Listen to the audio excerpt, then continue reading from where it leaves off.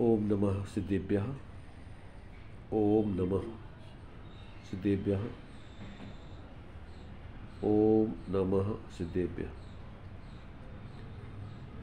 मंगलम भगवान वीरो मंगलम गौतमो मुनि मंगलम कुंद कुंदाद्यो जैन धर्मोस्तु मंगलम सर्वमंगल मांगल्यम सर्वकल्याणकारकम प्रधानं सर्वधर्माणां जैनं जयतु शासनं जैनं जयतु शासनं। श्री अरहंत सदा मंगलमय मुक्ति मार्ग का करे प्रकाश मंगलमय श्री सिद्ध प्रभु जो निज स्वरूप में करे विलास शुद्धात्म के मंगल साधक साधु पुरुष की सदा शरण हो धन्य घड़ी वह धन्य दिवस जब मंगलमय मंगलाचरण हो।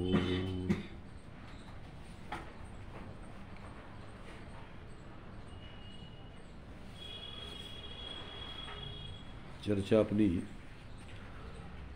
परमानंद स्तोत्र के माध्यम से चल रही है। 20 नंबर तक के श्लोक की चर्चा हो गई थी। आगे 21 नंबर का श्लोक चलेगा। अब इसमें जो इस परम आनंद स्वरूप आत्मा के आश्रय से प्रकट होने वाला जो पर्याय में ऐसा परम आनंद है, जब वो पूर्ण रूपेण अपने उस परमानंद स्वरूप आत्मा में स्थिर हो जाता है जो जीव, तो उसके संपूर्ण कर्मों का अभाव होकर और उस अष्ट कर्मों के अभाव में 8 गुण प्रकट होकर के सिद्ध दशा प्रकट हो जाती है। ऐसा जो है 21 नंबर के श्लोक में आचार्य देव ने स्पष्ट किया है। तो जब ऐसे अपने उस परमानंद स्वरूप में लीन हो जाती है परिणति, तो फिर अवस्था कैसी हो जाती है, वो बात जो है इसमें स्पष्ट की है। तो देखिए श्लोक पढ़ते हैं, फिर इस पर विचार करते हैं। आकार रहितं शुद्धं स्वस्वरूपे विवस्थितं सिद्धमष्टगुणोपेतं निर्विकारं निरंजनं। आत्मा है आकार विहीन रहे जो निज स्वरूप में लीन सिद्ध के 8 गुणों संयोग निरंजन है विकार से मोह। देखो आत्मा का स्वरूप तो कैसा है कि वास्तव में जो है बाहर के जो शरीर आदि के आकार होते हैं उन आकारों से रहित है। अपने चैतन्य स्वरूप के असंख्यात प्रदेशी अपने निज के आकार रूप तो रहता है वो अपने, परंतु वो जो बाहर के अनेक प्रकार के आकार होते हैं उन आकारों से रहित है। ऐसा कोई आकार आत्मा में नहीं है, इसलिए उस अपेक्षा से उसको कहा है निराकार। और कैसा है वो आत्मा, तो कहते हैं शुद्ध है परद्रव्यों से, परद्रव्यों के भावों से और उनके निमित्त से होने वाले अपने विभाव भावों से भी। मूल स्वभाव तो रहित है ही, परंतु ऐसे स्वरूप का आश्रय जब कर लेते हैं तो पर्याय में भी शुद्ध दशा पूर्ण प्रकट हो जाती है। ऐसा वो अब वो आत्मा का पूर्ण शुद्ध स्वरूप जो है अपने आप में ही इस प्रकार का पूर्ण व्यवस्थित स्वरूप स्थित, ऐसा जो है वो आत्मा की शुद्ध दशा जानना चाहिए। और सिद्धम अष्टगुणोपीतम, जो सिद्ध भगवान में 8 गुण 8 कर्मों के रहत प्रकट होते हैं, वही सब जीवों के अंदर जब वे अपने उस स्वरूप का अवलंबन करते हैं तो ऐसी सिद्ध दशा प्रकट हो जाती है। और वो फिर उन 8 गुणों से युक्त होकर के संपूर्ण विकारों से रहित होकर के और अपने उस निरंजन आत्मस्वरूप का ही निरंतर जो है आनंद भोगते रहते हैं। ऐसी जो है आत्मा की पूर्ण शुद्ध दशा जब अपने उस स्वरूप का अवलंबन किया जाता है तो वो प्रकट होती है। ऐसा जो है ये इस श्लोक में आचार्य देव ने संक्षेप में स्पष्ट किया है कि प्रत्येक आत्मा कैसी है।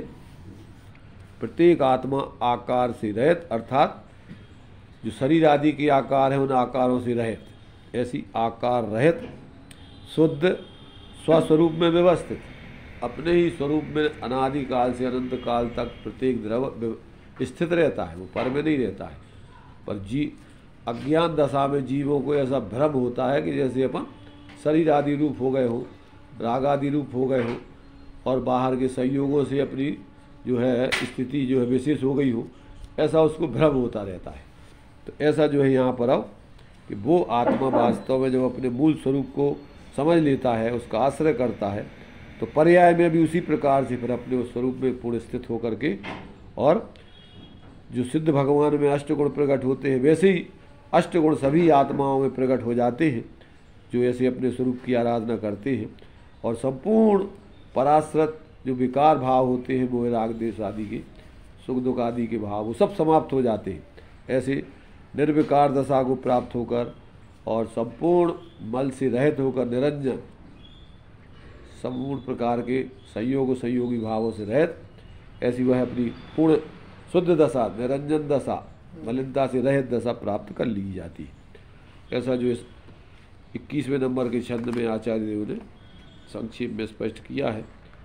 उसको साथ में ही है, साथ में ये दोनों प्रवचन 21-22 अभी इसमें तो एक ही दिया है, अपन अभी एक को पढ़ते हैं, बाद में दूसरे को पढ़ लेंगे, या दूसरा दोनों पढ़ लेते हैं। चलो दोनों का पढ़ करके दोनों का अर्थ कर लेंगे। एक तो हो गया ये तुम्हारे से एक साथ दोनों है, तो ये हो गया तुम्हारे से सिद्ध दशा की ऐसी इस प्रकार जो है पूर्ण निर्दोष दशा प्रकट हो जाना।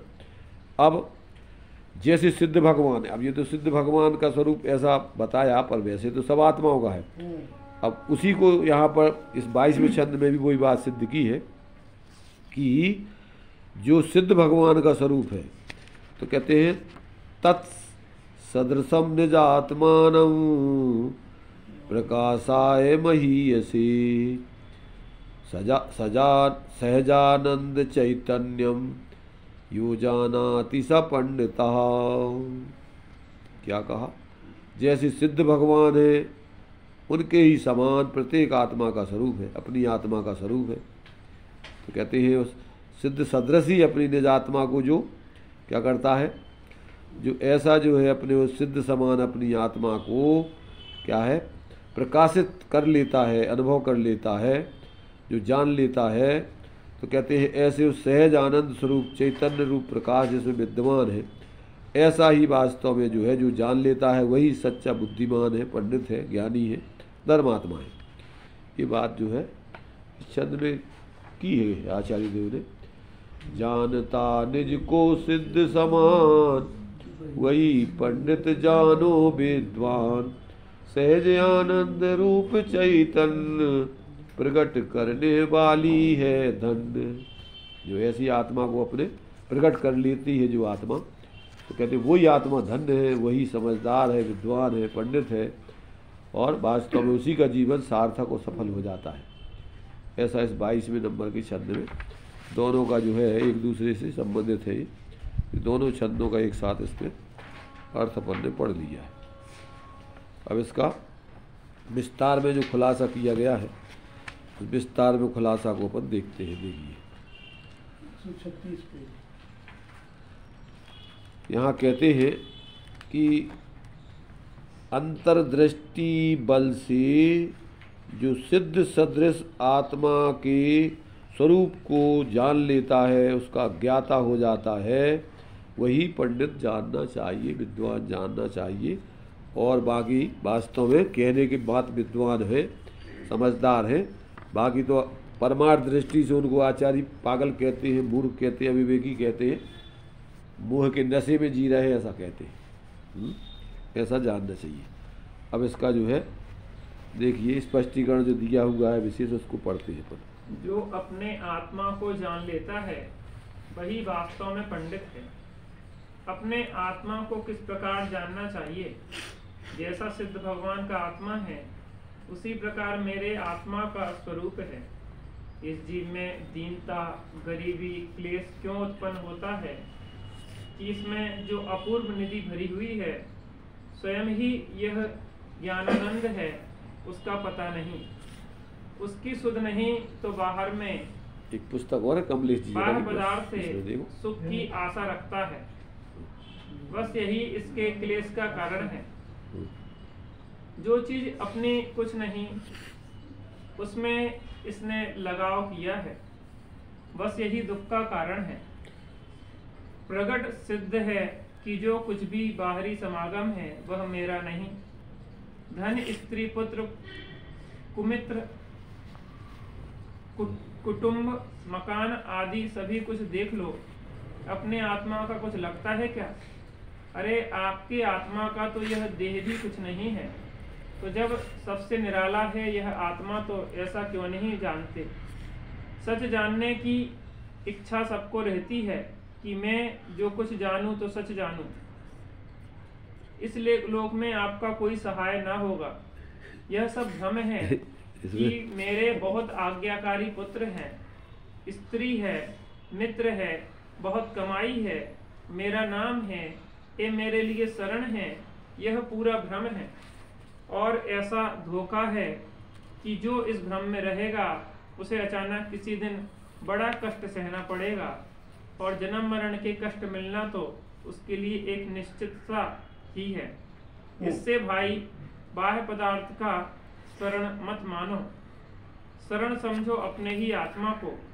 मेरे आत्मा का ज्ञान हो और मेरे आत्मा को अपने आत्मा में ही समा जाने की धुन बने, तो यह तो आपके लिए बड़े कल्याण की बात होगी। बाकी जितनी ममता आदि विभाव हैं, वह सब कल्याण की बात है, वह सब अकल्याण की बात है। तो आत्मा को जाने यही सबसे बड़ा काम है।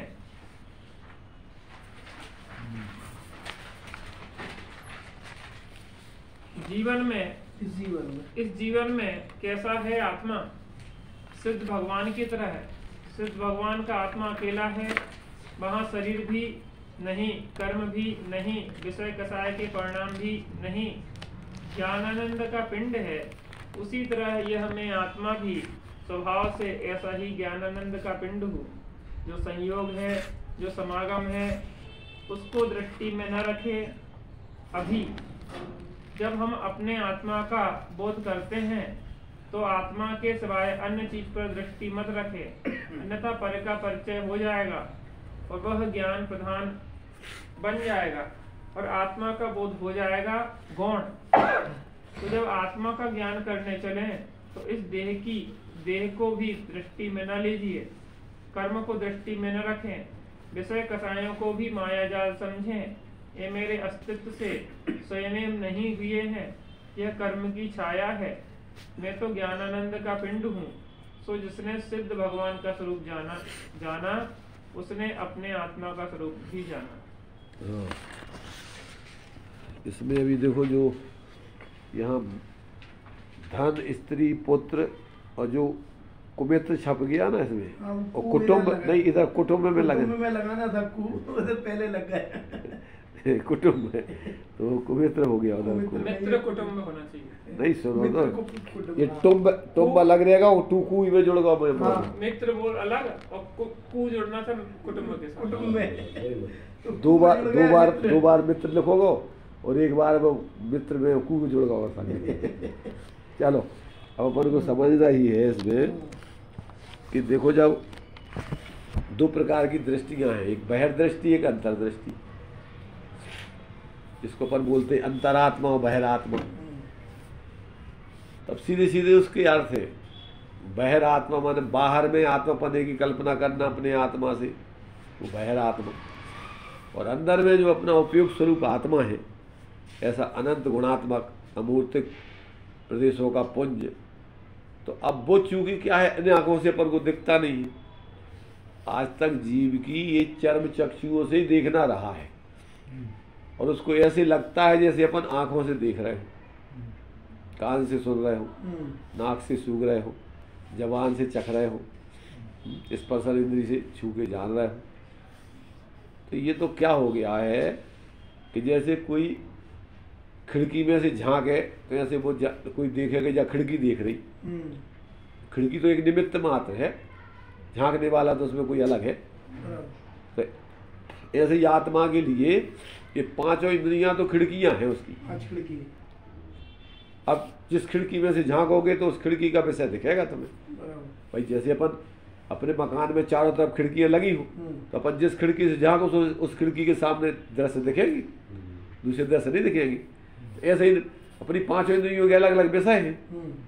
आंखों से देखो तो रूप रंग दिखेगा, गंध से नाक से सूंघो तो गंध की आपके लिए ज्ञान होगा, कानों से सुनोगे तो शब्द सुनाई देंगे, शब्द का ज्ञान होगा। हाँ, जवान से देखोगे तो रस का ज्ञान होगा, स्पर्श से देखो तो हल्का भारी कड़ा नरम रूखा चिकना ठंडा गरम इसका ज्ञान।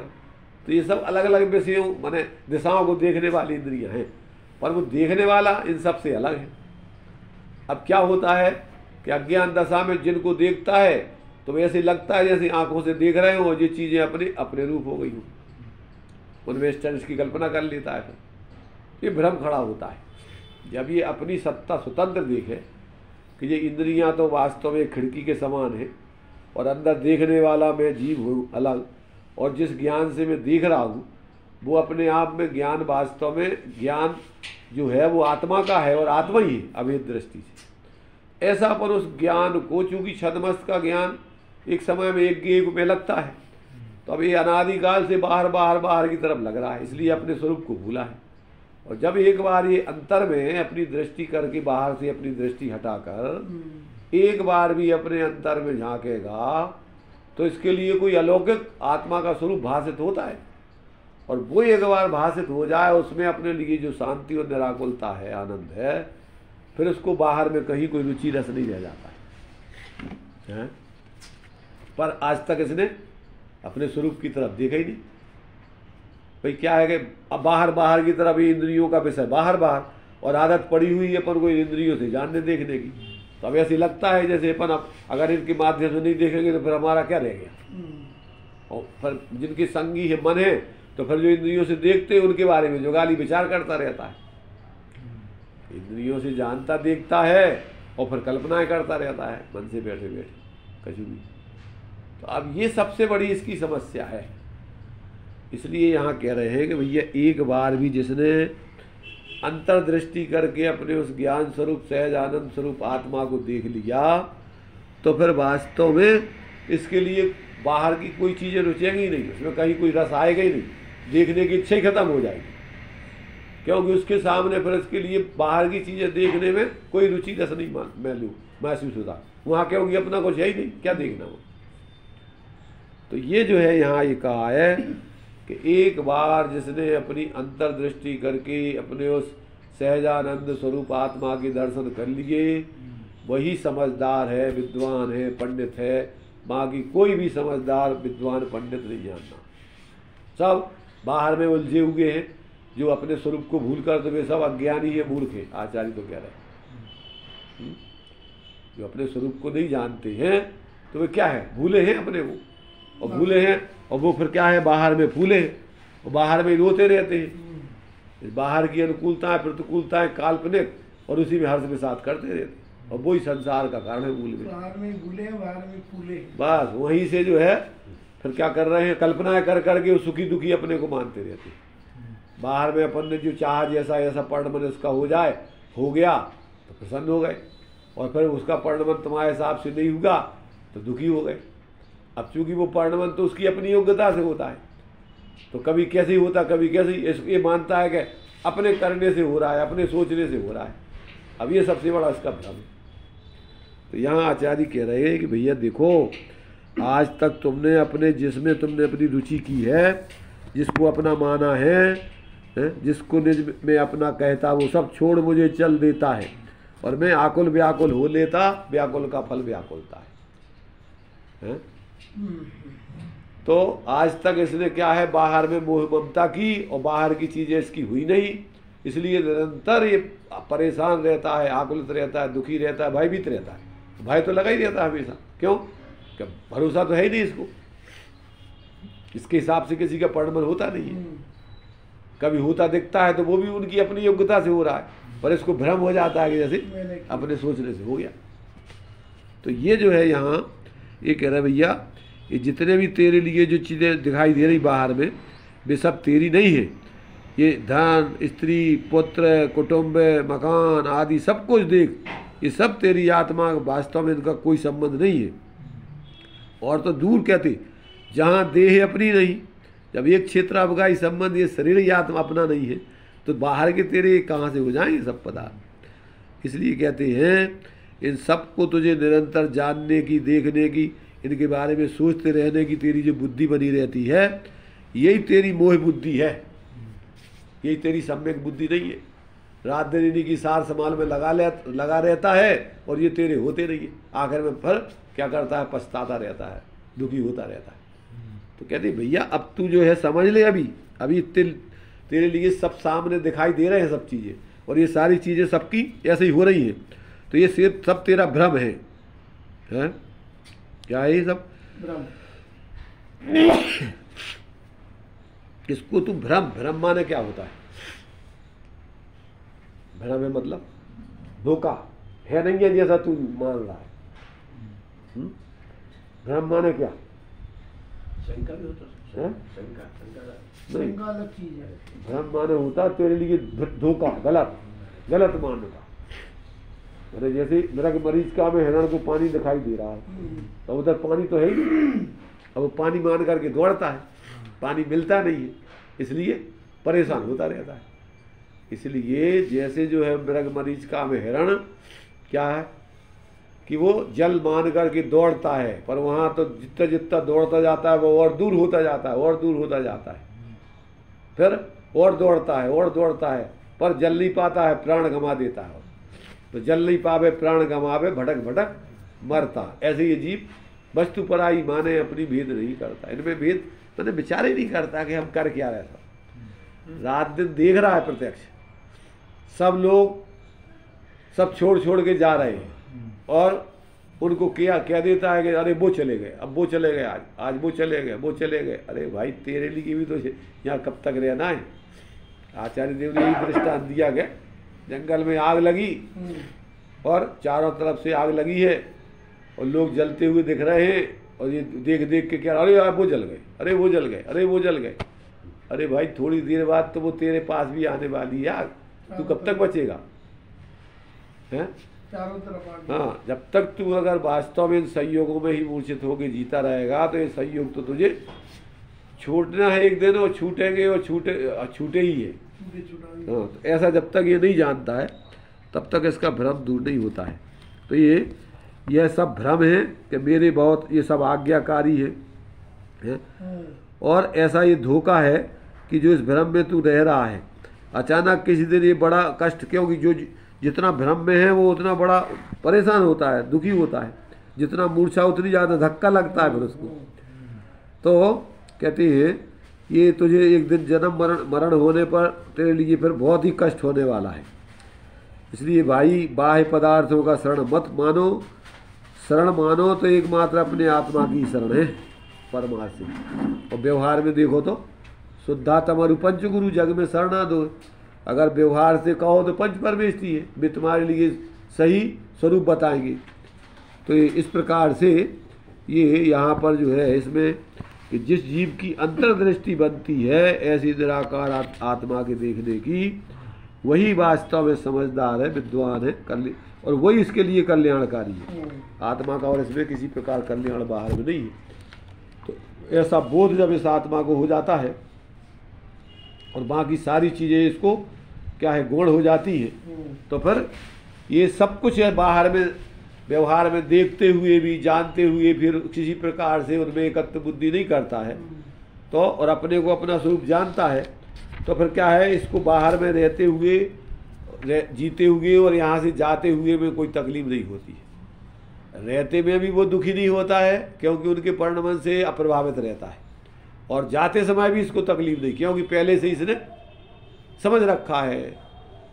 देखो घर में अपन लड़की होती है, उसको पालते पोसते हैं, पर अपन समझते हैं कि लड़की जो है पराए घर की है, तो इसलिए अपन उसमें मोह नहीं करते हैं और उसकी सार संभाल पूरी करते हैं अच्छे से। और जिस दिन उसकी विदाई होती है उस दिन खुशी मनाते हैं। क्या करते, दुखी होते क्या? लड़की की शादी होने के बाद विदाई करते हैं तो दुखी होते कि खुशी होती है? खुशी के आंसू भी रहते हैं। अरे पर अपन को तकलीफ तो नहीं है उसमें, बाहर से आने के बाद तकलीफ नहीं होती, जानबूझ के तो करते हैं सारे। वो तो नाटक करना पड़ता खुशी के है। आते हैं। तो ये जो है ऐसे ही जिस समय अपन इस सार शरीर को जब तक शरीर में रह रहे जब तक इसकी सार संभाल भी करेंगे। क्यों? क्योंकि अभी इसमें रह रहे हैं तो अपन को अच्छे से अच्छा ही रहे, बीमार ना पड़े, ताकि अपन अपनी धर्म आराधना अच्छे से होती रहे। तो इसकी सार संभाल भी करेंगे, देखते रहेंगे, और जब इसकी छुट्टी होने वाली होगी तो उस समय खुशी के साथ इसकी विदाई कर देंगे। मृत्यु महोत्सव के चलो भैया पुराना हो गया था, अभी अपन को परेशानी होने की स्थिति बन रही थी, चलो ये छूट रहा है, अच्छा है।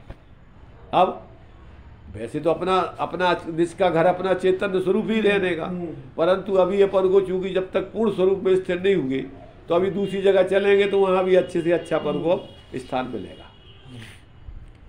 जो किराएदार जब तक उसका खुद का घर नहीं है अच्छे से रहता है, जिनके मकान में रहता है उस मकान की सार संभाल रखता है, और जब वो दूसरे मकान में जाता है तो दूसरे किराएदार जिनके मकान में कहते भैया यहाँ आ जाओ यार, तुम यहाँ आ जाओ, हमारे मकान में रहो। अच्छे अच्छे लोग उसको रखना चाहते हैं क्योंकि अच्छे से रहा था ना पूर्व मकान में। तो ऐसे ही है, ज्ञानी कहते भैया क्या हमने तो जो मिली है हमें चदरिया दूसरे की बड़े जतन से ओढ़ी चदरिया, कोई ने हमारे ऊपर उपकार कर दिया कि भैया तुम पेड़ दो इसको ओढ़ो, तो जब वापस करेंगे तो ज्यों की त्यों धर दी नहीं, भैया आपकी सामग्री संभालो।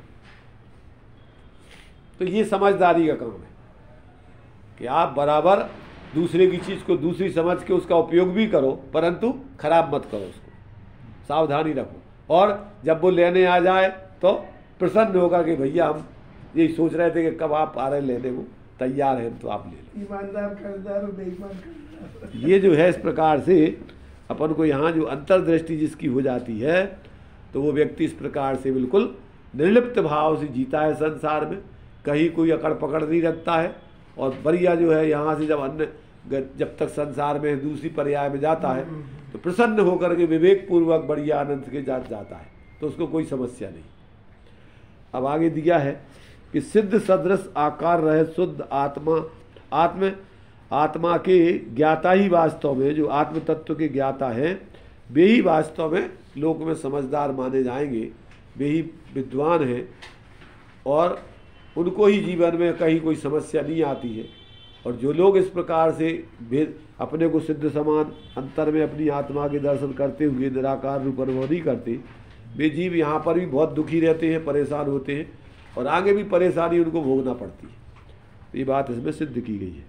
कैसे है वे सिद्ध प्रभु और कैसा है अपना स्वरूप? कैसे हैं वे सिद्ध प्रभु, आकार रहित हैं, निराकार है, उसमें किसी भी प्रकार का आकार नहीं है। आकार से मतलब शरीर नहीं है, कोई भी ढांचा नहीं है। वैसे तो वे प्रभु जिस शरीर से मुक्त हुए हैं उस शरीर के आकार केवल आत्मा ही आत्मा है। उनके लिए यहाँ आकार पर भी दृष्टि मत दें, उस आत्मा को जो कुछ आकार है उसे भी निगाह में मत लें। हम तो एक ज्ञान पुंज को दृष्टि में लिए रहें। ऐसे ज्ञान दृष्टि से परखे गए सिद्ध प्रभु आकार रहित हैं और अन्य समस्त पदार्थों से निराले शुद्ध हैं।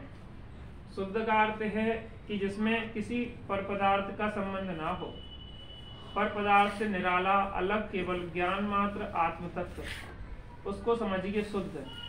और विशेषता से शुद्ध को समझना है तो यूँ समझिए कि सिद्ध भगवान क्या काम करते हैं जरा देखो। सर्वलोकालोक को निरंतर जानते रहते हैं और ऐसा शुद्ध जानने में उनके आनंद स्वयं बना हुआ है। तो वह जो जानना है सो किसके द्वारा जानता है? तो वह जो जानता है सो किसके द्वारा जानता है? उनके शरीर नहीं, इंद्रियां नहीं, जिनके द्वारा वे जाने। तो उनका ज्ञान स्वयं ऐसे स्वतंत्र शुद्ध है कि अपनी ही ज्ञान परिणति के द्वारा समग्र विश्व को जानते रहते हैं। अच्छा, वे अपने आत्मा को, ज्ञान को, जिसमें सब विश्व का आकार ग्रहण में आया है, उसे जानते हैं। किसके द्वारा? इस ही ज्ञान के द्वारा। और किस लिए जानते हैं? बस जानन बनाए रखने के लिए जानते हैं। तो यहाँ पर सिद्ध भगवान की स्थिति का, उसके उनके कार्यों का स्वरूप बताया गया। ऐसे इस प्रत्येक आत्मा का स्वरूप है परमार्थ से। जैसे सिद्ध भगवान पर निरपेक्ष होकर के, बिना इंद्रियों के, बिना मन के, बिना शरीर के, और एकमात्र अपने स्वयं स्वभाव से ही जो है वो संपूर्ण विश्व को सहज जान रहे, देख रहे, और उनके लिए उसमें कोई कल्पना नहीं कर रहे, ऐसी प्रत्येक आत्मा का स्वरूप है। अपन भी जो है यदि कल्पना नहीं करें तो अपने लिए भी जो है वास्तव में बहुत आनंद आता है, शांति रहती है। अपन क्या करते हैं कि कल्पना पूर्वक ही जानते हैं और कल्पनाएं करते रहते हैं जान करके। जैसे देखो, साधु संत भोजन करने के पहले भोजन के बारे में ज़्यादा सोचते नहीं हैं और करने के बाद भी सोचते नहीं हैं। और संसारी मोही प्राणी भोजन करने के पहले से सोचता रहता है क्या खाना है, कैसा होना चाहिए, क्या मिलने चाहिए। अब वो विकल्प संकल्प करता रहता है और भोजन कर लेने के बाद फिर उसके बारे में फिर सोचता रहता है कैसा भोजन था, ये चीज़ अच्छी नहीं थी, ये बहुत अच्छी थी, इसमें मज़ा आया, इसमें नहीं आया, ये सब कल्पनाएं। साधु जैसे ही भोजन कर चुकते हैं और वो प्रत्याख्यान कर देते हैं उन विकल्पों का, भोजन का भी प्रत्याख्यान त्याग और उन विकल्पों का भी भोजन संबंधी त्याग। और अब जब तक इस शरीर को भोजन नहीं मिलेगा तब तक के लिए हम अब कोई विकल्प नहीं करेंगे तत्संबंधी। और दूसरे दिन जब वो जाते हैं विधि पूर्वक बिना विकल्प किए हुए, विकल्प बस इतना कि अपन जा रहे शरीर की योग्यता से इसको भोजन मिलना कि नहीं, वो खत्म। क्या खाना, क्या मिलना, क्या नहीं मिलना, कहाँ मिलना, कुछ नहीं सोचते। गए, विधि से निकल गए, जहाँ विधि मिल गई वहाँ जाके खड़े हो गए, वहाँ जाके विधि मिल गई तो जा कर के, और जो कल प्रतिज्ञा की थी कि जब तक इस शरीर को भोजन नहीं दिया जाएगा तब तक हम तत्संबंधी विकल्प नहीं करेंगे, तो अब वो नमोकार मंत्र पढ़ करके प्रतिज्ञा कर लेते हैं और फिर नमोकार मंत्र पढ़ करके और फिर जो है प्रतिज्ञा खोल करके उस शरीर को भोजन दे देते। और जैसे ही भोजन हो गया और फिर प्रतिज्ञा कर ली त्याग की और आगे कुछ नहीं सोचना, क्योंकि विकथाओं में एक भोजन कथा भी है। भोजन के संबंध में विचार करते रहना ये आत्मा के लिए क्या है, ये विकथा है ना, अर्थ ध्यान का कारण है, आकुलता का कारण है। अब इस जीव को क्या है, रात दिन खाने की, पहनने की, शरीर की व्यवस्था में, 5 इंद्रियों के विषय, इसी में 24 घंटे इसके लगे रहते अज्ञान दशा में। साधक के ये सब कुछ नहीं है। सब शरीर को जितनी आवश्यकता ही चूंकि साथ में है, जैसे ड्राइवर गाड़ी को पेट्रोल दे दिया, सोचना नहीं कुछ पेट्रोल के बारे में। जब तक पता है कि अब इसमें इतना लीटर डल गया, अब इतने समय तक चलेगा, अब अपन को इसके बारे में कुछ नहीं सोचना।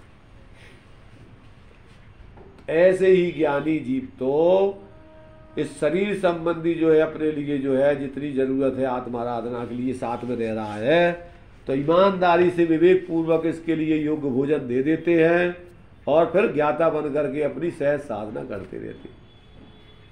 अपन भी देखो ऐसा कर सकते हैं, पर अपन क्या है कि अपन को चूंकि अंदर में अपने स्वरूप की सहजता का, ज्ञाता दृष्टापने का आनंद भोगा नहीं, उसकी सहजता का अपन ने आनंद लिया नहीं, तो क्या है इन विकल्पों में ही अपन अपना जीवन जानते। इधर बैठे बैठे अभी विकल्प करेंगे, फिर दूसरे विकल्पों में लग जाएंगे, रात दिन संकल्प विकल्प, संकल्प विकल्प, संकल्प। भजन आप लोगों ने पढ़ा होगा, जिया कब तक उलझेगा, संकल्प किसके संकल्प किसके विकल्प, पर के संकल्प पर के विकल्प। अपने बारे में तो कोई विचार ही नहीं ज्यादा। कभी कदाचित जो है ज्ञानियों के जो है लिखे हुए अनुभव की हुई बातें अपन पढ़ लेते हैं, ऐसे लगता है कि जैसे धर्म की दूसरों की बातें। मुख्य मार्ग प्रकाशक जी में लिखा है कि शास्त्र पढ़ता है तो जैसे दूसरों के लिए पढ़ रहा हो, सुनता है तो जैसे दूसरों की बातें सुन रहा हो, सुनाता है तो जैसे दूसरों को सुना रहा हो। ये नहीं सोचता कि ये अपनी चर्चा है। सोचो कभी क्या करते अपन, जो अपना नहीं है उसमें तो अपन सोचते सब अपना है, उस बारे में तो अपने रूप में ही सोचते रहते कि ये तो ये चीज़ अपनी हो गई, ये चीज़ अपनी हो गई, ये चीज़ अपनी हो गई, ये और अपनी हो जाए, तो उसमें मिथ्या कल्पनाएं तो करता रहता, और ऐसे सम्यक विचार नहीं करता कि अपना एक परमाणु मात्र भी नहीं है। आमे कोष खलु शुद्धो धन सन्नाण मय्यो सदा रूबी ना भी अर्थ मध्य किंची भी अन्नम परमाणु मित्रम भी। अब ये तो उन ज्ञानियों ने अपने अनुभव लिखे, अपन क्या करते हैं, अपन क्या सोचते हैं, अपना तो सब कुछ है भैया। अब उनका सोचते भैया इनका कछु नहीं है, बेचारे महाराज इनको बताओ रहने की व्यवस्था नहीं है, खाने की व्यवस्था, अपन व्यवस्था नहीं बनाएंगे तो कौन बनाएगा। उनको तो अपन असहाय समझते हैं, बेसहारा समझते हैं, और अपन सोचते अपने पास तो सब कुछ, और जबकि वे सोचते जी बेचारे कितने असहाय हैं कि इनको जो तुम इनका स्वरूप है उसके बारे में इनको विचार ही नहीं है। 24 घंटे पराधीन जीवन जी रहे रात दिन। कौन है बेचारा? वही जीव बेचारा है कि ज्ञानी जीव मुनिराज बेचारे हैं? वही है। हमें ऐसे लगता है बेचारों की कौन व्यवस्था करे, अपन नहीं करेंगे तो कौन करेगा। अपने मन में ये आता है। क्या मूर्खों के विचार भी मूर्खता जन्म होते हैं? उल्टी भाई मोह और मोक्ष दोनों की दशा विपरीत है बिल्कुल। इसलिए जैसा सिद्ध भगवान का स्वरूप है स्वसहाय पूर्ण रूपेण सहज स्वाधीन, ऐसा ही प्रत्येक आत्मा का स्वरूप है अभी वर्तमान में। अपन स्वाधीन है, किसी दूसरों के अधीन नहीं है, पर अपन अपने आप को स्वाधीन देख नहीं रहे, जान नहीं रहे, अनुभव नहीं कर रहे। यही सबसे बड़ी समस्या है भाई। आत्मा आज तक जिंदा है तो कौन के दम पे जिंदा है? भोजन की दम पे, शरीरों की दम पे, काय की दम पे जिंदा है? अरे अपने अपने चैतन्य प्राणों से जीवित है क्या? शरीर से जीवित है, भोजन से जीवित है, बाहर के संयोगों से? भाई आत्मा अपने अपने अनंत गुणों से उसकी सत्ता है कि बाहर के पदार्थों से उसकी सत्ता है?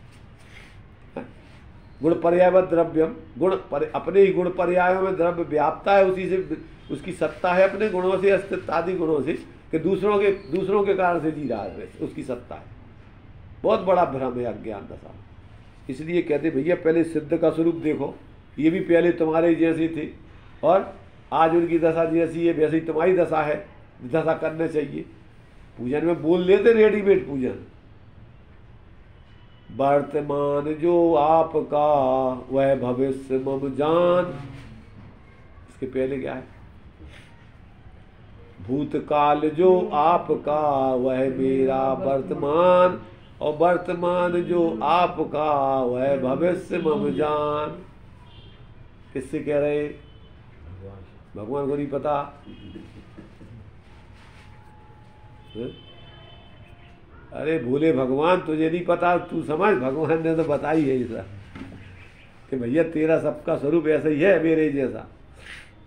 ऐसा जो है जब ये सिद्धों का स्वरूप पर निरपेक्ष पूर्ण अपना सहज स्वाधीन दशा को देखता है तो फिर अपने को भी कि भैया यही तो मेरा स्वरूप है, अभी तक हम भूले थे, भ्रम में थे। तो ऐसा जब ये जान लेता है तो ही वास्तव में जो है इसके जीवन की विचारों की सार्थकता है, और फिर जब उसके आश्रय से जीता है तो उसके जीवन की सार्थकता समझना चाहिए।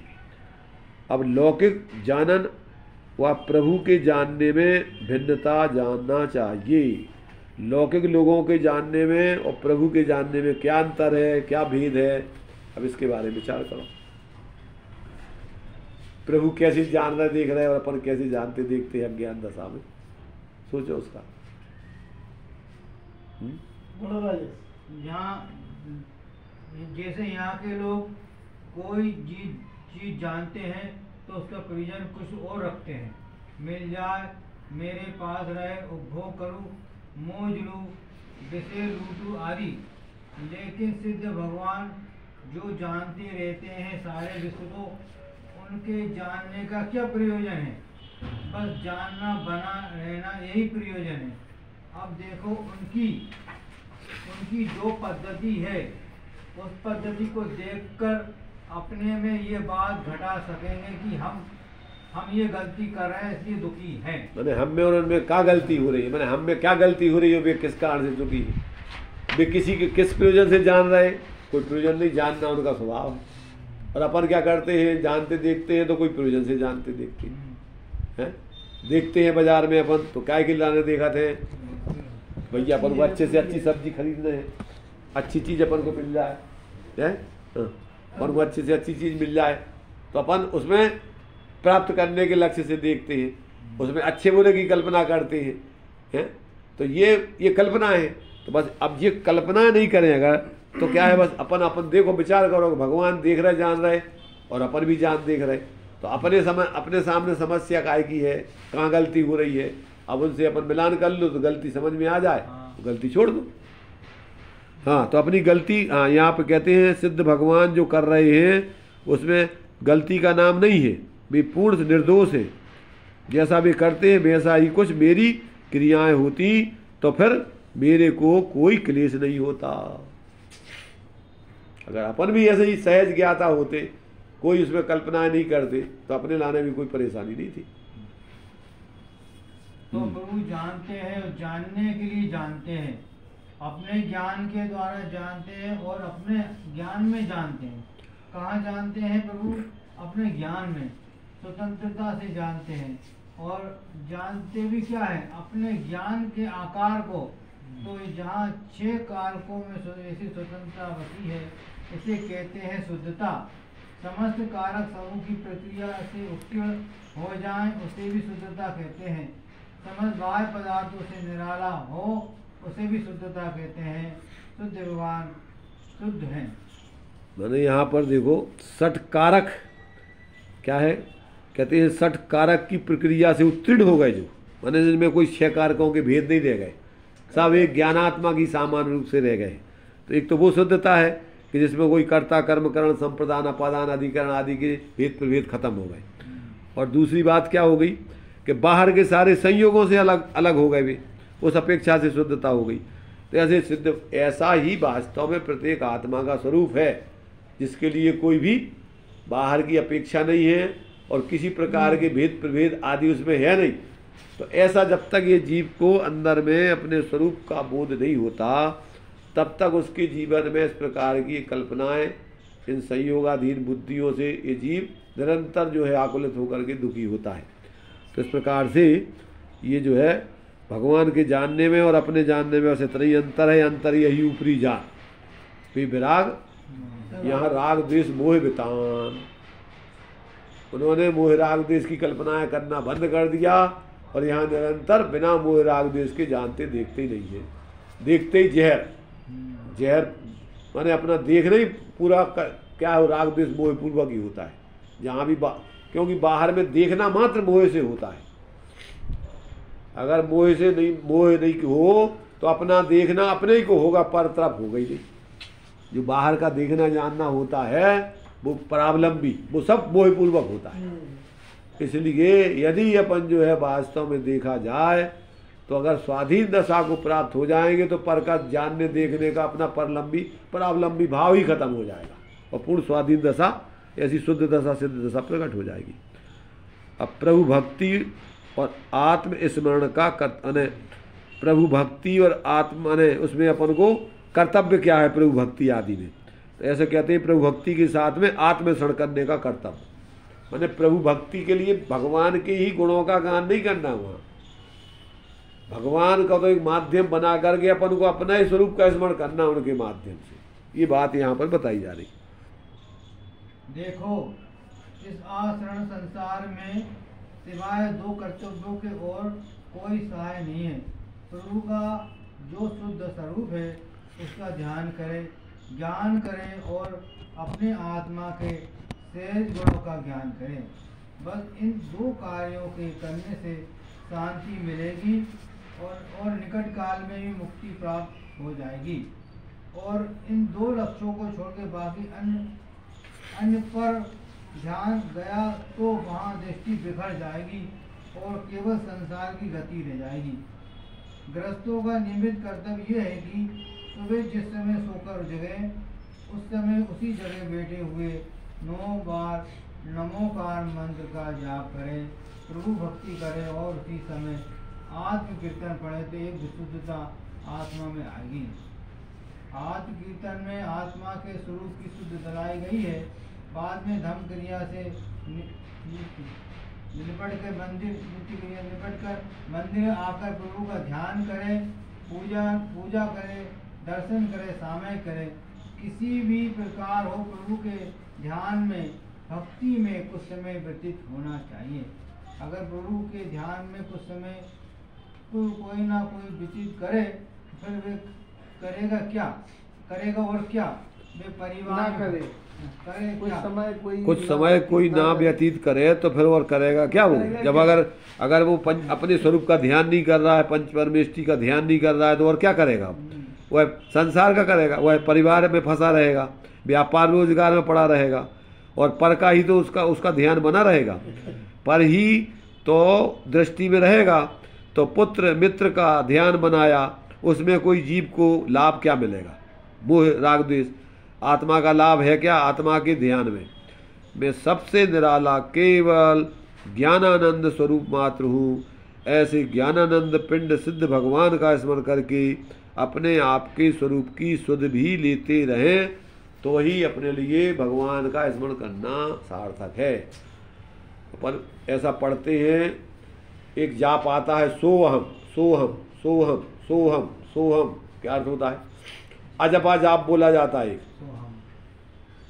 अजपा जाप ऐसा होता है कि जो श्वास अपनी आती जाती रहती निरंतर, श्वास बाहर जावे तो वो अपन उसको सिद्ध भगवान का इशारा कर रही है। बाहर निकलते समय सो माने वह माने जैसे सिद्ध भगवान, और अंदर जब श्वास ली जाए तो जैसे वो वैसे ही मैं, सो अहम वह मैं वह वे, जैसे वे वैसे ही मैं वह हूँ जो है भगवान, जो मैं हूँ वह है भगवान। तो एक दूसरे से अपने स्वरूप के मिलान करता रहे, इसको बोलते अलग से जाप नहीं करना है। श्वास श्वास में स्मरण कर ली, एक एक श्वास में अपनी क्या है, उसमें अपनी आत्मा को परमेष्टि अथवा सिद्ध भगवान को बिठा लो श्वास के ऊपर। तो बाहर निकले तो भगवान की तरफ दृष्टि गई, अंदर जावे तो अपनी आत्मा की तरफ दृष्टि, बाहर गई तो भगवान, अंदर गई तो आत्मा। तो सो वह तो श्वास लेते हैं, बाहर गई सो वह, अंदर गई मिलान करते रहो। भगवान का अपन पूजन जाप स्मरण जो है स्तुति करते हैं तो काय के लिए करते हैं? अपने स्वरूप को स्मरण करने के लिए। जैसे तो मेरा स्वरूप है, मैं अपने स्वरूप को भूला हूँ और उन्होंने अपने स्वरूप को, उनकी भूल खत्म हो गई, बस इतना स्वतंत्र है। भूल आपको, अपने को भूल करके भ्रमित हो रहे, और उन्होंने अपना भूलना बंद हो गया, उनका अपने को ही निरंतर अपना ही स्वरूप उनकी दृष्टि में बसा हुआ है, बस इतना सा अंतर है। तो ये जो है यहाँ पर कि भैया अपन को अभी जब तक संसार में है तो शुद्धात्म और पंच गुरु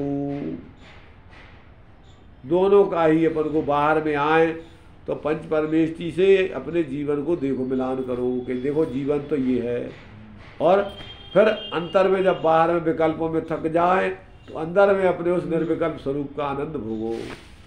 तो सविकल्प दशा में सम्यक वस्तु स्वरूप का विचार और निर्विकल्प दशा में अपने निःशुद्धात्म तत्व का अनुभव, ये दो चीज़ें साधक के जीवन में रहती है, या जिसके जीवन में दो चीज़ें रह जाती हैं वो व्यक्ति धार्मिक है, अंतरात्मा। और जिसको अपना ना तो स्वरूप का विचार है ना तत्व का विचार है, रात दिन जो है वो काय में लगा रहता है।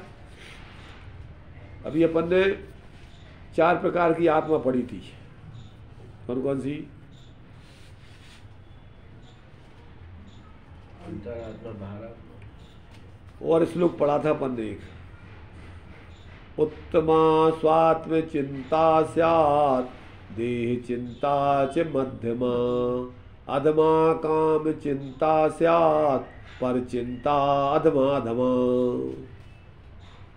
क्या अर्थ हुआ?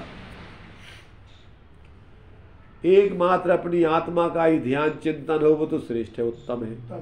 अब यदि अपन को इस शरीर की व्यवस्था का भाव आता है तो ये अपन को साधु संतों को भी शरीर के लिए कमजोरी दिखती है तो आहार देने का भाव आता है। काय के लिए? ले तप बढ़ावन हेतु, नहीं तन पोषते तज रसन को। तो दूसरे नंबर पर ये है अपन को, क्यों कि वो भी आत्म आराधना से जुड़ा हुआ भाव है, इसलिए ये कैसा है? मध्य।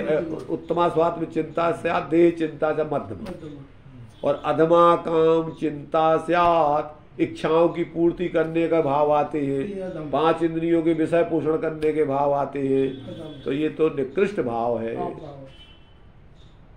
और पर चिंता स्यात् धमा धमा, पर की चिंता करना, अधम से अधम, रात दिन अपन बाहर की चिंता में लगे रहते हैं, संपत्ति कैसे बढ़े, मकान कैसे बढ़े, ये कैसे और हो, परिवार कैसे और हो, रिश्तेदार कैसे इनमें ही लगे रहते हैं रात दिन चिंता में।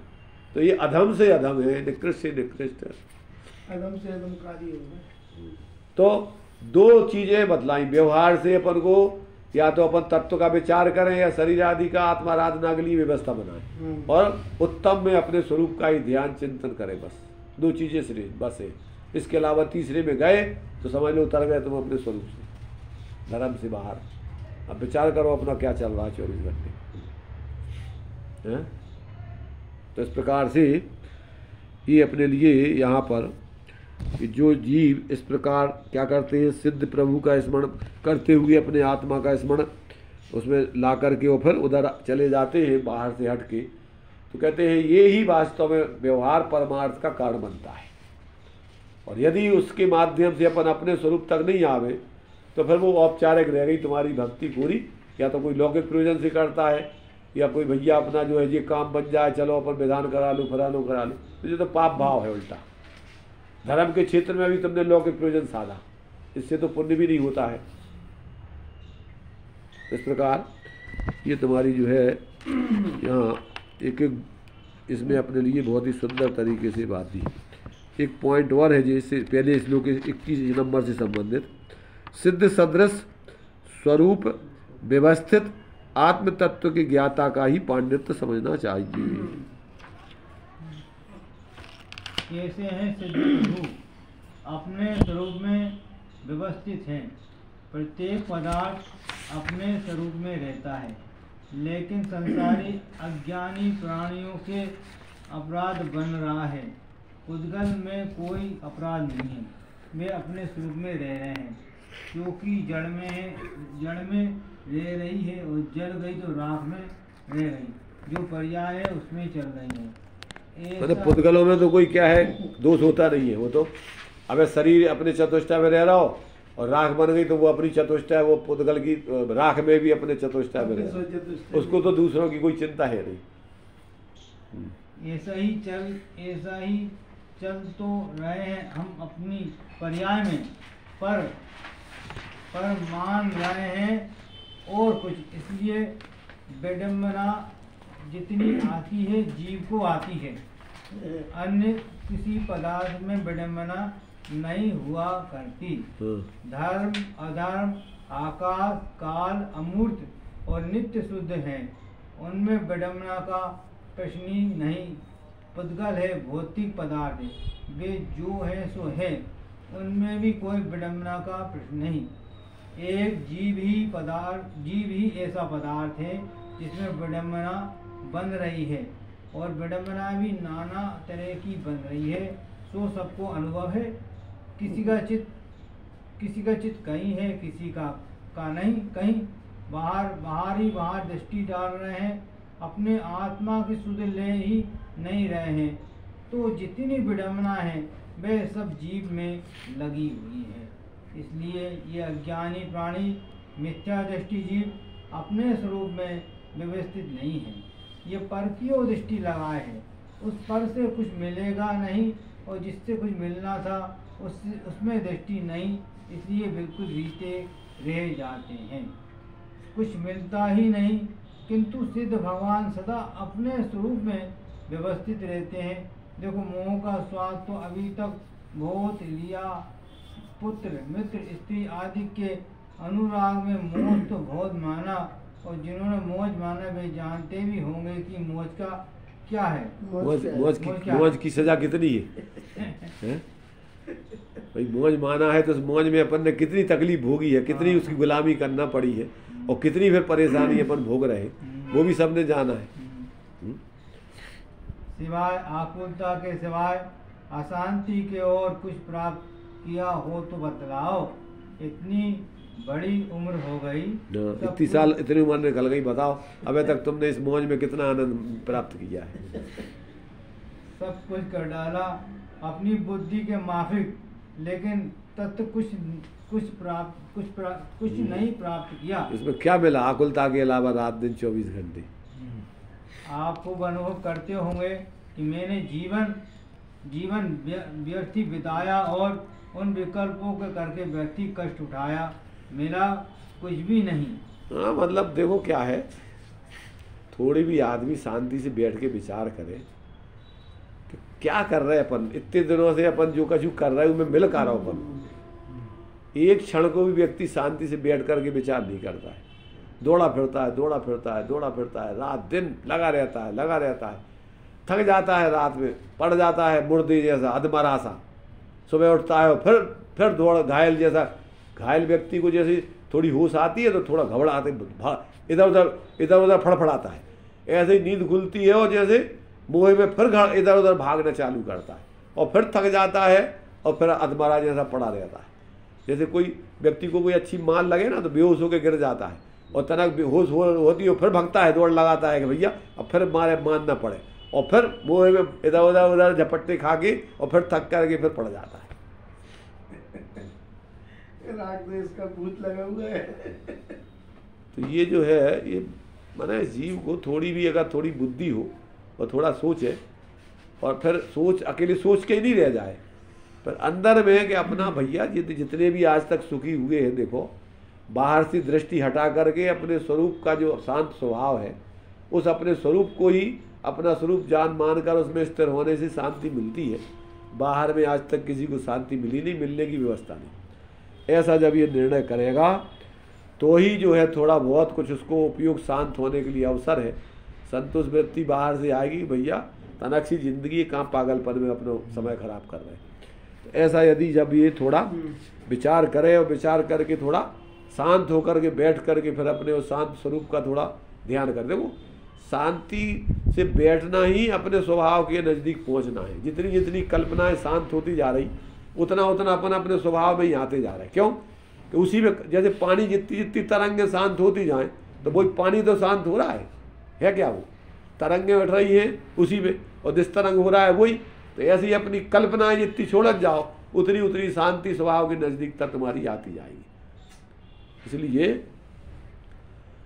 किसी कवि ने लिखा है कि दूर होती जा रही है कल्पनाएं, पास आती जा रही है जिंदगी, पास आती जा रही है जिंदगी तो दूर होती जा रही है कल्पनाएं। एक दूसरे से अस्ति नास्ति का संबंध है कि जितना जितना तुम परावलंबी वृत्ति छोड़ते जाओगे उतने उतने स्वाब में आते जाओगे, और जितने जितने स्वाब में आते जाओगे उतना परावलंबन का परिणाम छूटता जाएगा।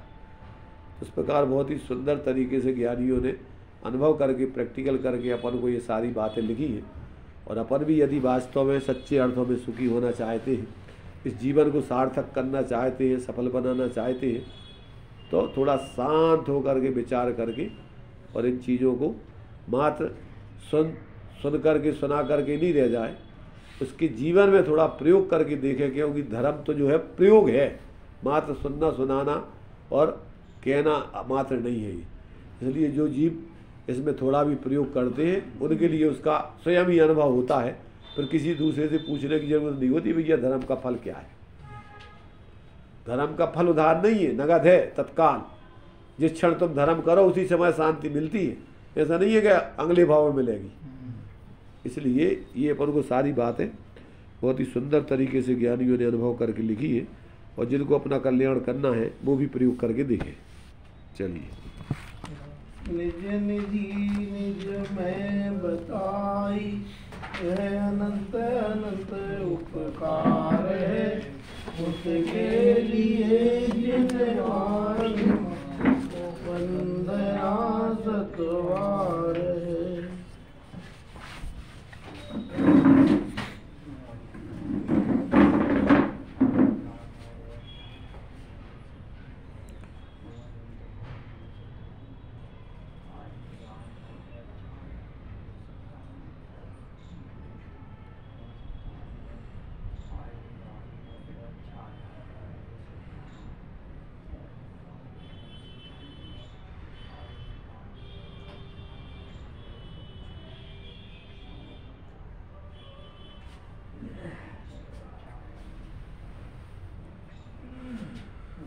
द्वादशांग जिनवाणी माता की, पंच परमेष्टि भगवंतों की।